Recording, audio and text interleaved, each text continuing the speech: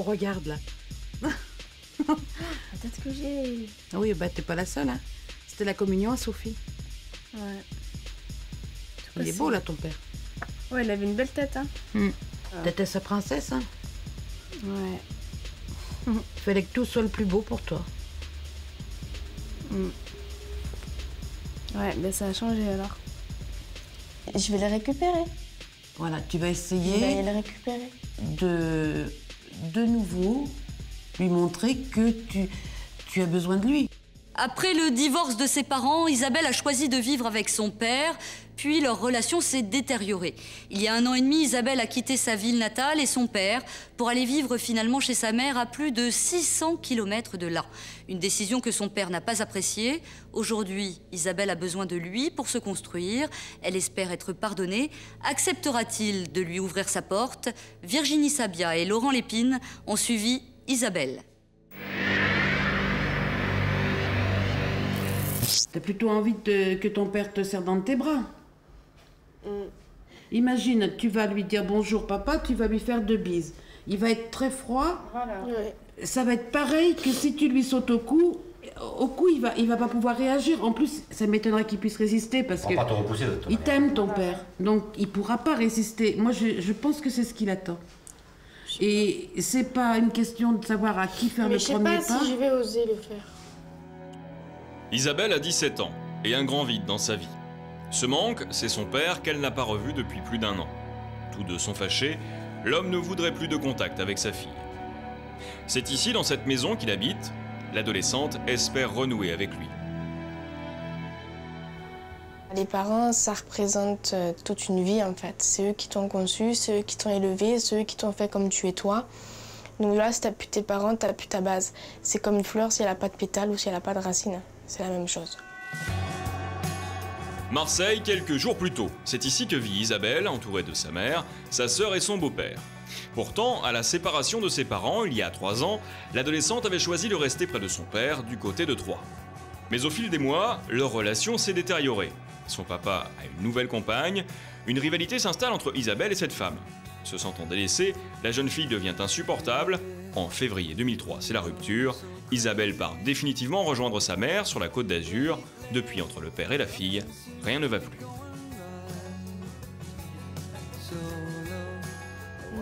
C'est vrai que ça fait bizarre de plus avoir. Toi, de plus l'avoir. Tu t'aimais bien te réfugier dans ses bras, ça. Alors là, t'étais tout le temps. Ouais, ouais. Et ouais, je sais pas, pour moi, c'est une protection. C'est tout le temps protégé avec lui. Et puis même, je veux dire, il me refusait pas un câlin, rien. Donc de là, moi, je sautais. C'est comme si tu dis à un petit, tu lui tends un bonbon. Bah, c'est pareil, moi, on me donne mon papa, bah voilà.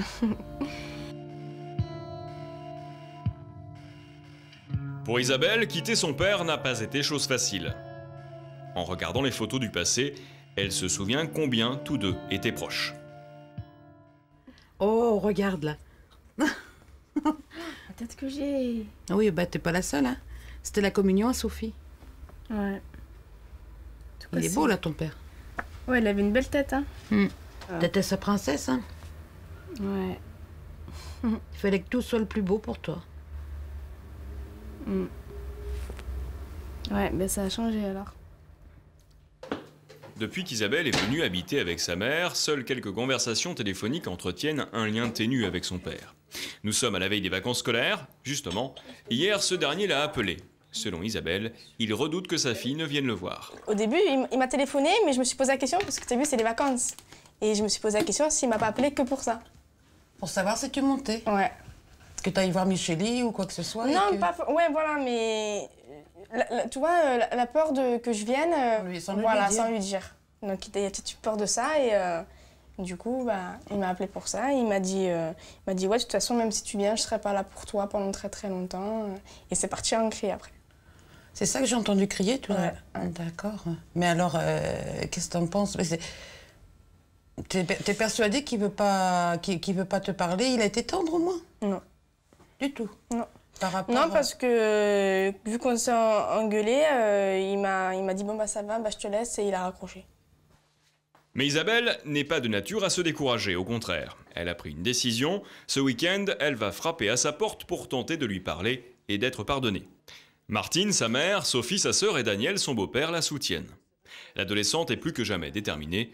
Elle ira jusqu'au bout. À toi, mais je vais aller prendre ma revanche. Non, tu vas pas prendre ta revanche, tu vas essayer... Si, je vais les récupérer. Voilà, tu vas essayer... Je vais les récupérer. De nouveau, lui montrer que tu as besoin de lui, tout simplement. Et tu sais que dans cette démarche, on est là, nous. On est avec toi. C'est une dernière fois. C'est pas une dernière fois, ce sont des temps... Voilà, une nouvelle fois, en essayant de... Tu y crois, toi, hein? Nous aussi, on y croit, bien qu'on essaye quand même de te préparer un éventuel échec, encore. Mais ce que je veux que tu saches, c'est que tu peux compter sur nous pour tout, parce que toi, comme ta sœur, ben, on préfère voir des sourires sur vos visages que des larmes qui coulent. Hein?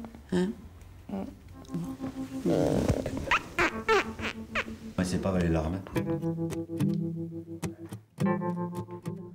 Donc moi, en fait, j'ai un but, c'est d'aller le retrouver, je vais aller chez lui et je vais lui dire « Papa, je t'aime et je vais te retrouver ». Cette absence, Isabelle en souffre beaucoup.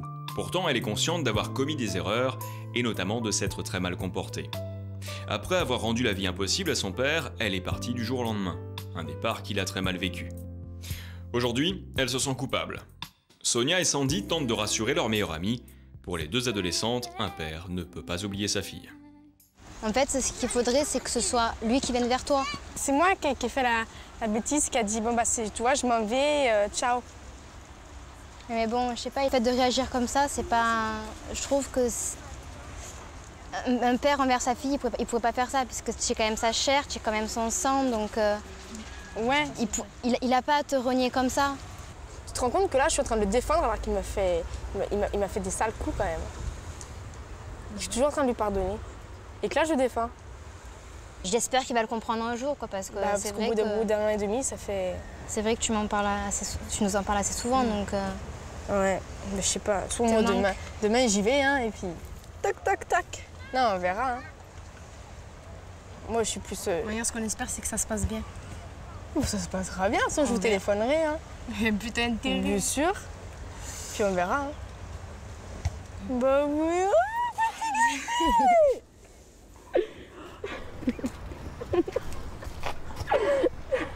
C'est vrai que dans une vie, 1 an et demi, c'est rien. Donc je préfère combler ce petit trou que de combler un gros trou ou même de ne pas le combler du tout. Donc je préfère rattraper mes erreurs vite fait et essayer de me faire pardonner le plus justement possible et retrouver mon père parce qu'il y en a beaucoup qui ne l'ont pas et moi j'ai la chance de l'avoir, donc je ne sais pas pourquoi je ne pourrais pas en profiter. Samedi, 19h30, c'est l'heure des derniers préparatifs. Isabelle boucle ses valises, Daniel et Sophie sont également du voyage, toute la famille a tenu à l'accompagner. Une longue route les attend, plus de 600 km séparent Marseille de Troyes. Ils vont donc rouler une partie de la nuit pour être sur place le lendemain matin.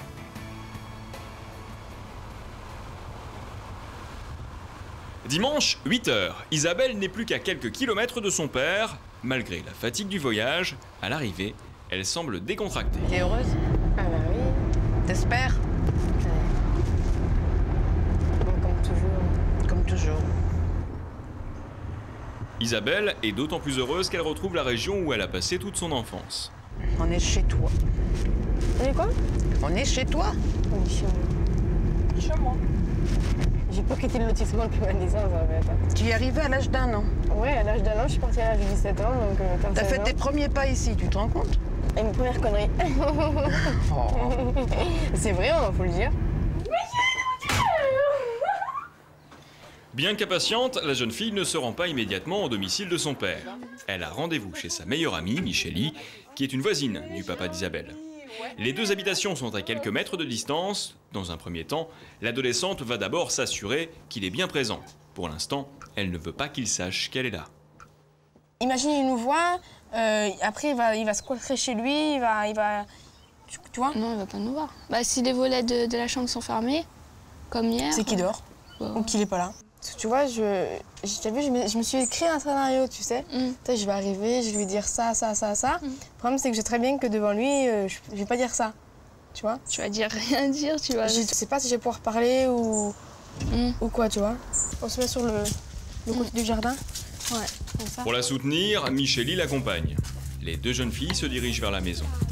À mesure qu'elles approchent, la tension monte. Ouais, si t'arrives à voir, mais hier, je peux réussir. Et là, j'ai un blocage parce que les volets ils sont ouverts. En passant par l'arrière de la maison, Isabelle aperçoit son chat. Elle comprend donc que son père est chez lui.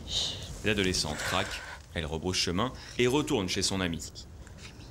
Qui? Rémi. Rémi de Grand. C'est lui qui est incroyable.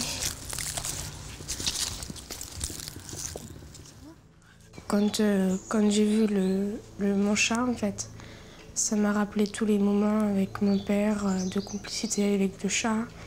Et en fait, j'ai complètement craqué. Je me suis mise à pleurer et voilà quoi, ça fait flipper. La jeune fille est désormais au pied du mur. Si elle veut revoir son père, elle doit trouver le courage d'aller frapper à sa porte. Mais Isabelle, jusqu'à maintenant si déterminée, se met à douter, au point de vouloir tout abandonner.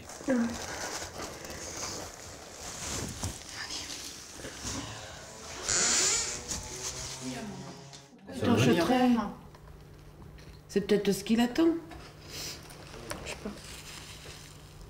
Ça lui manque, ça, je pense. T'as plutôt envie que ton père te serre dans tes bras. Ça m'étonnerait qu'il puisse résister parce que pas te repousser, il t'aime, ton père. Donc, il pourra pas résister. Moi, je pense que c'est ce qu'il attend. Et c'est pas une question de savoir à qui faire le premier pas. Je sais pas si je vais oser le faire. Quand on parle d'amour, on parle pas de dire ah bah c'est lui qui a fait la faute. Vous vous aimez tous les deux, bah montrez-le, tout simplement.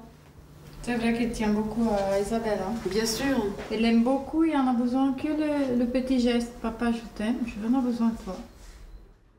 Je me suis posé la question s'il fallait vraiment que j'y laisse vraiment la peine. Et c'est vrai que je me demande s'il faut pas tout arrêter et puis repartir. Mais même avec la peur, l'angoisse, tout ça, déterminé à 100% et on y va. On y va. Soutenue par ses proches, Isabelle trouve la force d'aller jusqu'au bout. Dans quelques instants, elle pourra peut-être embrasser celui qui l'a vu grandir, à un moment qu'elle attend depuis plus d'1 an. Après une ultime hésitation, malgré la peur, elle se décide. Il ne lui reste que quelques mètres à parcourir, une rue à traverser, avant les retrouvailles.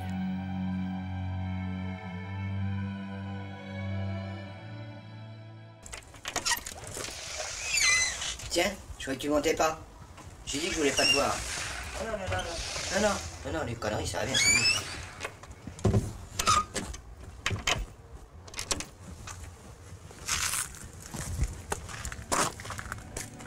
Pour Isabelle, la déception est immense. En quelques secondes, tous ses espoirs se sont envolés. Ce père qui l'a si souvent prise dans ses bras vient de la rejeter. L'adolescente s'effondre.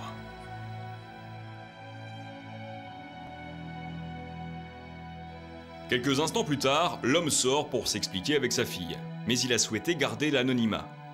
Pour lui, Isabelle est allée trop loin. Il lui reproche son insolence et son comportement déraisonnable. Il la considère comme responsable de cette situation. Sa fille lui manque, mais il n'est pas encore prêt à la revoir. Isabelle, tétanisée par les propos de son père, est incapable de justifier son attitude. Elle repart sans avoir pu lui parler.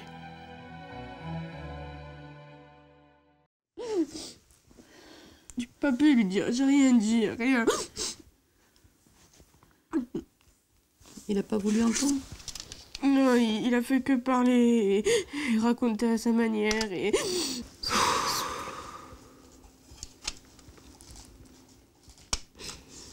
C'est moche la vie.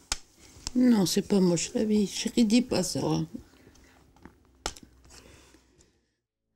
J'étais vers lui, j'ai fait tout ça et...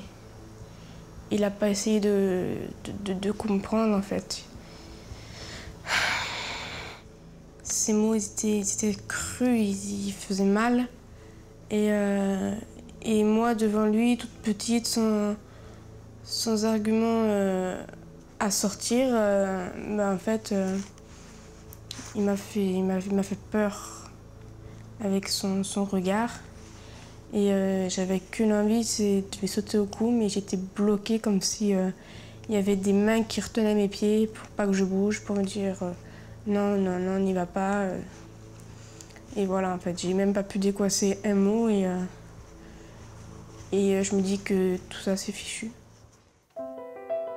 Lundi matin, dans quelques heures, Isabelle repartira avec sa famille à Marseille. Mais elle ne veut pas rester sur un échec. Même découragée, elle continue d'espérer un geste de son père. D'autant que ce dernier a finalement accepté de lui parler au téléphone. Isabelle tente de s'excuser d'être venue sans le prévenir. Pour hier, je suis désolée, mais pour moi, c'était le seul moyen. Non, c'est pas le seul moyen.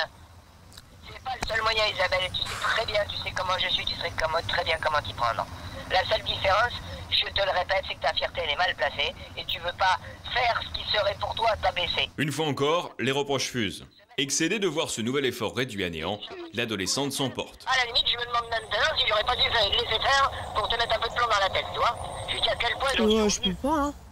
C'est malheureux hein, pour un père, hein. Ah oui, hein. Ben oui, tu peux soupirer, hein. Je sais, moi aussi... Isabelle n'a plus le choix. Elle sait que pour le moment, elle doit respecter la décision de son père. Donc tu veux pas qu'on se voie alors? Pour l'instant, alors, il n'en est pas question. Non, hier, attends, j'étais tellement bien que j'étais obligé d'aller m'allonger.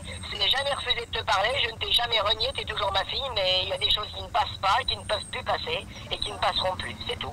Maintenant, tu le sais, à toi de réagir en conséquence. D'accord, bah je vais te laisser du temps alors. Voilà, exactement. D'accord. Bon bah écoute, je vais te laisser. Pardon? Je vais te laisser. Ouais. Et puis je te rappellerai dans la semaine. Tu sais que tu m'appelles comme tu veux. Je te l'ai toujours dit. Seulement, je ne l'ai jamais constaté. D'accord. D'accord? D'accord. Eh ben écoute, malgré tout, passe de bonnes vacances. Bah toi aussi, puis je t'embrasse. Au revoir, Isabelle.